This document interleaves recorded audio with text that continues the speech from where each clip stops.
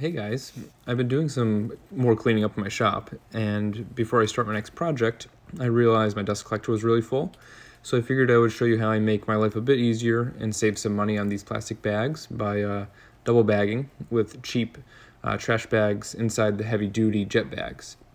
I used to just drag the bag into the woods behind my house and dump it so I could reuse the bag, but in the middle of the winter, just tossing it in the trash bin is a lot easier. The drawback is that the jet bags are about 20 bucks for five, so $4 each. I bought this dust collector back in October of 2014 off Amazon, and it is the most expensive tool I own, almost by double if you don't count my table saw. It works incredibly well, and geez, after about a year of getting this, my dad actually got the same one, and his is working just as well too. I'll put the link for it up in the description, but the price isn't as good as anymore.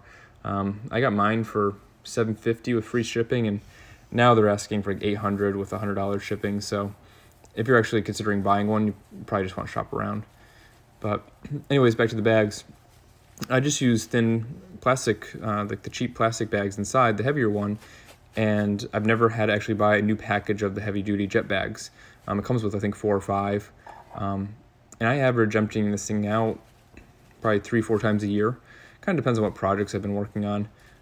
Cabinets seem to make a lot of sawdust, and since that was my most recent project, it makes sense that it gotten filled up so quickly. But yeah, anyways, it goes on pretty easy, and you can see when I snap it in, it really doesn't give me much trouble, or it's not that much more of a hassle than putting a bag in anyways. I mean, it's not the easiest thing to get in there. So once you get it in, it's good to go. Anyways, my next project is make some shelves for those cabinets I built. And, well, thanks for watching, and good luck with whatever project you're working on.